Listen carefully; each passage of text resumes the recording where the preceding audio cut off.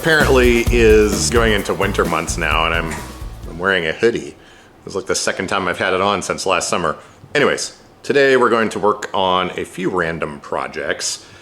First up, we're going to try and replace, we are going to replace my aftermarket shock absorbers on this F3 that I'm sitting in. I put in the C500 ones a few years ago, and one of them has started leaking, but I was able to find replacements on eBay. So I think I'm just gonna swap out the one, and where it's leaking is actually right here by the rebound adjustment valve. These look like you might be able to take them apart. I don't know if there's O-rings or seals or something down in there. So we're gonna get that off the chair, then take a brief look at it and see if it's something that could be maybe replaced. Then I'm gonna clean the chains on the bounder, and then also something, I was just chatting with someone online and realized that I need to make the workbench in the front room where I work on stuff and do streaming a little bit taller. It's basically just a folding table. You can see right there, but it's a little bit too low. And I get dysreflexia, autonomic dysreflexia really easily. And when I lean forward and use my core muscles, that triggers it. And I find myself doing it at that table a lot. But then I realized I have a whole lumber yard right here.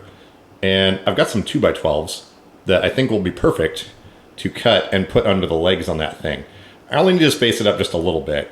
That is the plan for today. I've got my tools and backup chair over there. I'm gonna get on the floor and we're gonna get to work.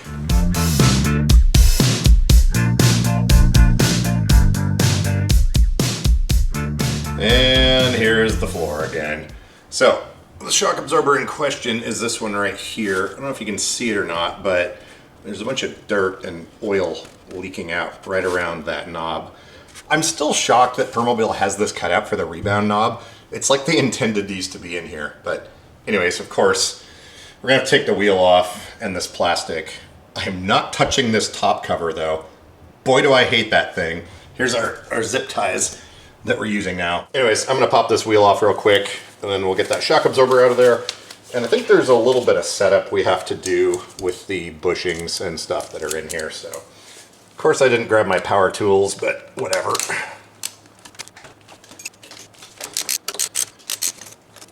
Oh, that's right, I forgot. We put in brand new bolts that have thread locker on them.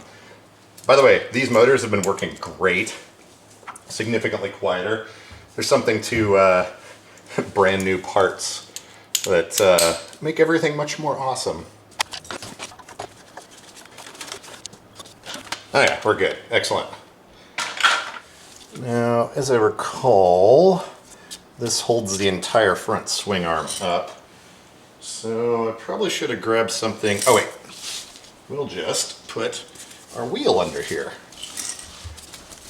There we go. And leaving the anti-tippers on makes that a little bit better. Let's see if we can get these loose.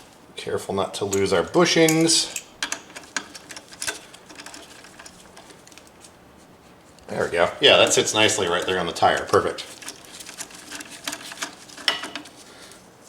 Now we have two different bushings. There's a thicker one on the back and a thinner one on the front. I believe I put those on backwards when I very first did this installation, but then I went back and that was all included in the video. But oh yep, we have a lot of oil right here from that shock. I'm not sure how much could possibly be in there. It's been leaking for a little while, but it's definitely coming from the little rebound valve right here. There is a set screw, so it may be possible to take this apart and maybe replace a seal or something. But yeah, we'll take a look at that in a few minutes. Right now though, we have two options. Oh, we're gonna look at the spacers on this. So we need to keep those for sure. As I recall, these fit in here pretty tightly. Just the bolt goes through there, so it doesn't matter if I bung that up a little bit.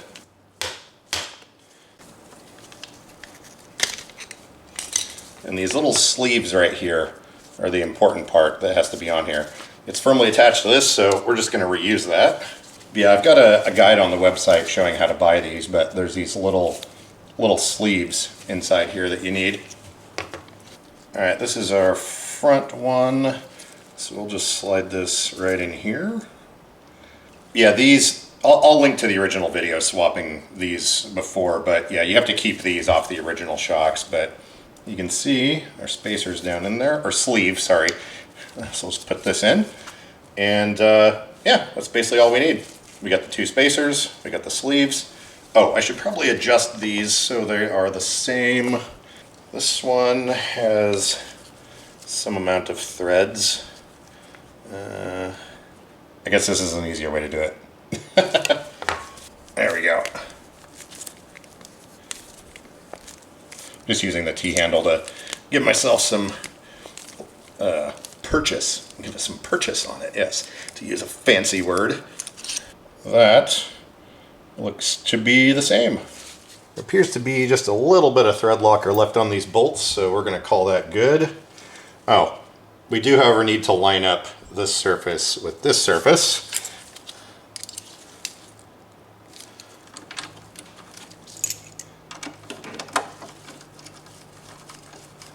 And lift up on our front so that lines up.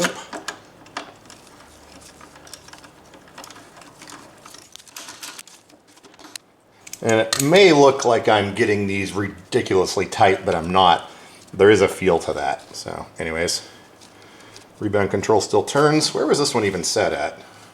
I guess I turned it a bunch. I'll have to check the other side. All right, cool. This didn't take that long, but it's like one of those projects where you're working along and all of a sudden it's like, oh, I think I'm done.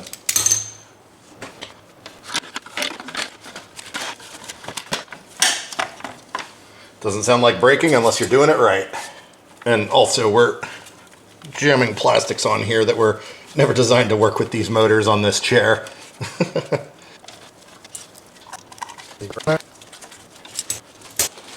Anytime I buy zip ties, I put them in a little bundle like this and just throw a few of them into my bag. That way, I know I've always got some. And quick rattle check. Oh yeah, we are good.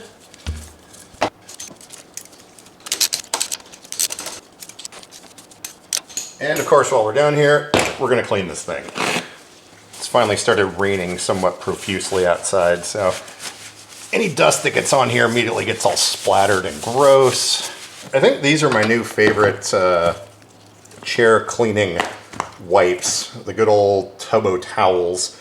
The Pampers baby wipes that I was using before, they tend to have fibers stringing off of them, especially when you catch sharp areas like the back of this caster arm where I run up against a bunch of stuff and little strings would come off. But these ones don't have that problem, which is very nice. If I can find an affiliate link for these, I'll put it down below. All right, back in the chair now. I'm not sure if it's going to feel any different.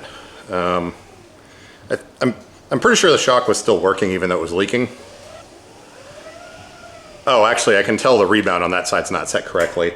I need to count the number of turns over here and then adjust that one to match. But anyways, we're gonna go into the workroom, take a look at these shock absorbers and see if it's something we can fix on our own.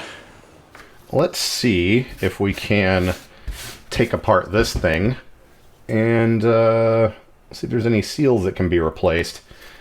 After looking at it, the rebound adjustment knob appears to have a set screw. I don't think it's a roll pin because that doesn't go all the way through. Hey, first try.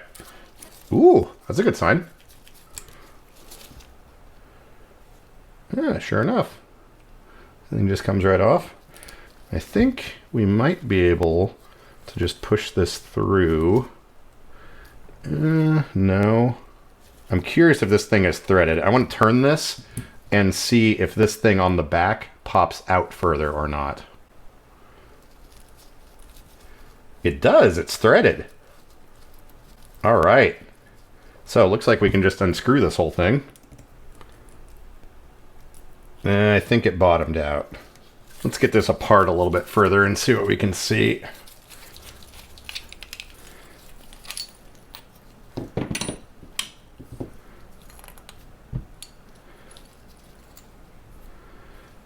Definitely a mess. Yeah, there's a lot of gunk down in there. Once they start leaking, they pick up dirt like crazy. Yeah. That adjustment knob seems to have bottomed out. Dang it. What else do we have going on here? Suppose we could take these stickers off and see if there's any grub screws hiding underneath them. Nothing there.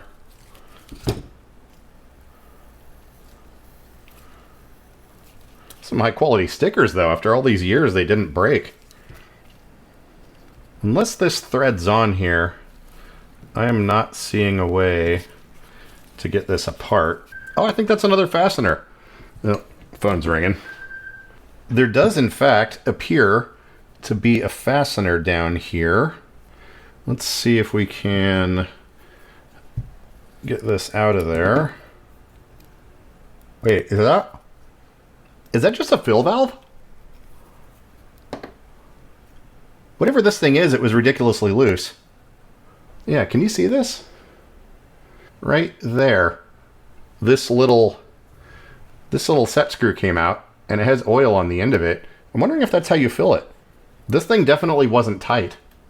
So I wonder if that was our whole problem, and it's actually fine. You can hear oil moving around in there. There's nothing spraying out, though. All right, well, I'm going to play around with this a little bit more, but I think that might have been our issue. This little tiny grub screw was loose, and it sits in the chair like this. This knob is pointing upwards, and this little valve was down here. So it is entirely possible that it was leaking through there. All right, well, anyways, there's not an obvious way to take it apart right now. I think this part might come off of here like it unscrews or something. If it does, though, I'm sure it's probably glued into place. But anyways, well, we're just going to call that good for now. I'm going to keep playing around with this and see, but at least we got the new shock absorber on my chair, and there may be something here to this. I'm going to see what, see if I can figure out what kind of oil goes in this thing and see if I can refill it and screw that back in. Maybe put a little bit of thread sealant on there, but yeah, interesting stuff.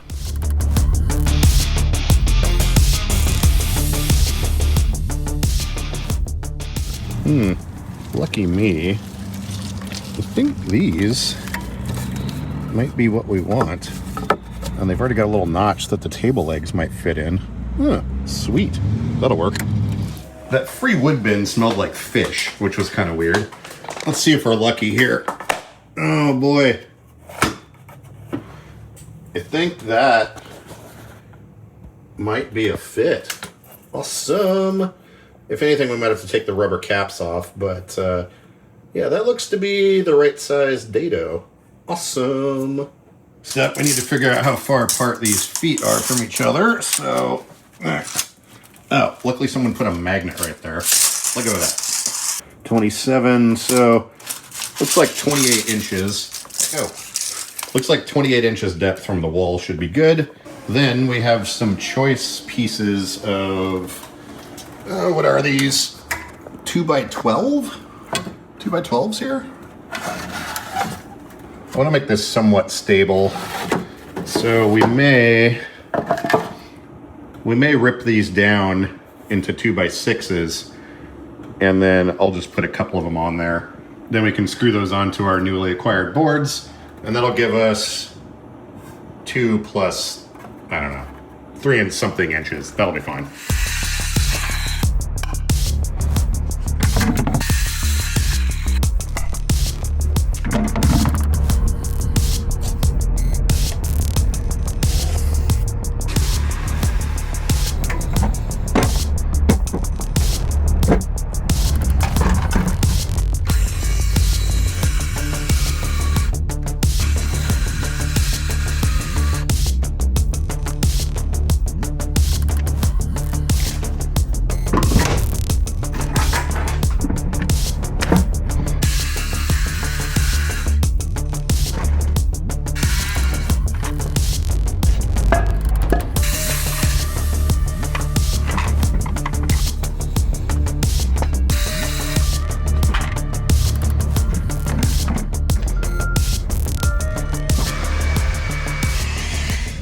And now we have some lumbers that we can use to make into weird little table stands. And look, I bought some gloves because safety.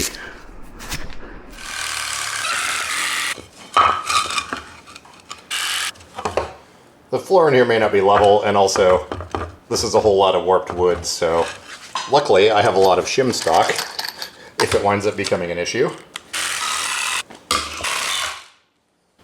Now we have a couple of these. Let's see if we can knock everything off of this bench when we put these on here. You may be wondering how this is going to work. I'm actually not sure. I should probably get on the floor though.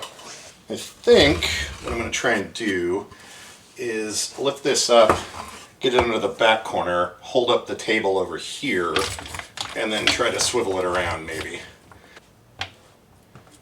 Alright, now I'm going to stick this under here, get my shoulder under the table, see if we can lower this down while I'm holding it.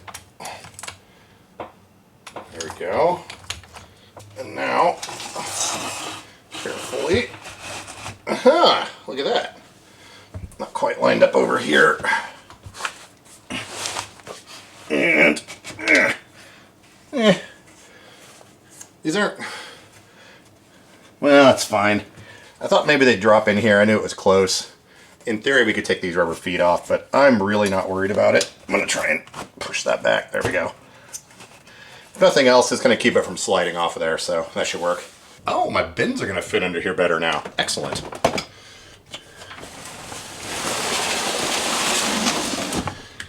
And we're going to do it again over there in the dark, which I'm not going to film because it's the exact same thing.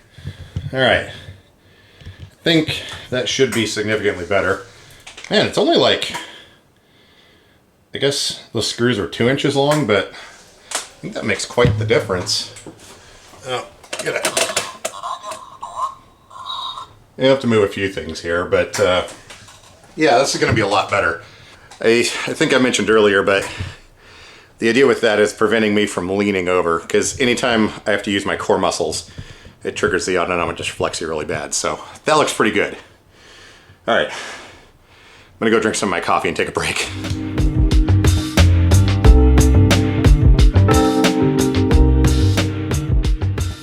It seems as though I can't stay away from the floor. But anyways, we're back now, we're on the floor. We're sitting behind the bounder. What I'm gonna do is clean and lubricate the chains. They have some slightly different chains that they're using now that are a little bit more robust. Robust. And also they have automatic chain tensioners. So you shouldn't need to adjust them like you did on the older chairs. Now again, I always have to say this. On my old bounder, I put on aftermarket gears and the steel in those was not very good quality, and that's why I was constantly have to adjust them on the old ones. But anyways, kind of a strange camera angle here, but the things I will be using for this is some quasi-brass looking brushes. Then my favorite thing is the DuPont Chain Saver wax-based lubricant. This is sort of a cleaner and protectant stuff. It goes on liquid, but dries as a wax. The key I found with this, I think it says on the bottle you want to let it dry for an hour, but what I normally do is let it sit overnight. So I'm not going to be using this chair till tomorrow. So we're going to do this and let it completely dry, and that's when it works the best. If you spray it on there, then immediately run around, it doesn't quite have the same effect. And then also we need a piece of cardboard and a jack. This thing is loud. And don't worry, I have some lights we're gonna illuminate this with, but for now, we're gonna disable the brakes. That way we can turn the wheels manually. Oh, I should probably turn the chair off. They spin a lot easier when it's off. Okay, how about now? Oh yeah, much easier. Now you could take off the wheels and do this, but that seems annoying. We can get to what we need to right here. So we're gonna grab our cardboard. Now you could use nylon brushes or something, but I figure these sort of brass ones are good. They make them in stainless steel, but I wanted something that won't, well, I don't know. Stainless might scratch things. I just like using the brass kind of ones because I feel like I'm not gonna scratch things up or damage them as much or whatever. But we're gonna get in here and basically just kind of knock all the loose dirt off of these chains and spin it around by hand while we do that. Oh yeah, there we go. Now we're getting some crud off of there. Yeah, you can see that all building up down here.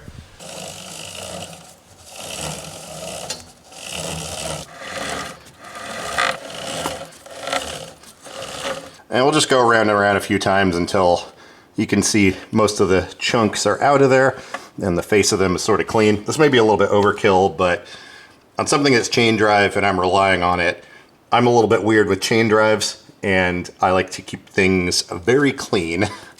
So we're just gonna go both ways and keep doing this until I feel like we're good. We should probably also remove these covers and knock some of the dirt out of there. I probably won't do that right now though. We'll come back around to the back here and we're gonna apply some of this. It has a rattle can ball in it, so make sure you shake it well. And we're basically just gonna spray it onto the chain and the sprocket here as we turn the thing, and that should get a nice layer of coverage on there. And this is where you wanna make sure the cardboard is all the way up under the front as well as the back tire, because this will drip on the floor. I usually like to do the center of the chain, and then also do each side as well. So like out here and then over here as well.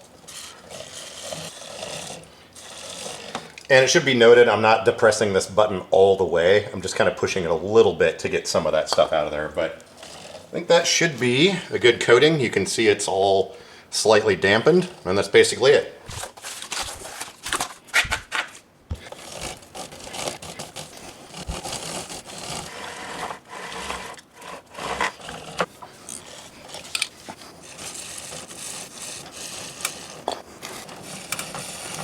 And that's basically it. Now we just let the thing sit overnight and we'll be good to go in the morning. You'll be surprised how much quieter it is. It's the next day now. By the way, that part with cleaning the chains on the bounder, I filmed that last week sometime. But I think I might have overdone things a little bit, as you could probably tell. I'm already feeling it now. But we got that table in there lifted up, which is gonna be super helpful for not having to lean forward and actually fit underneath it. It was low enough before that I actually had to tilt forward a little bit, so that's gonna be nice. The shock absorber on this chair that we replaced seems to be working fine.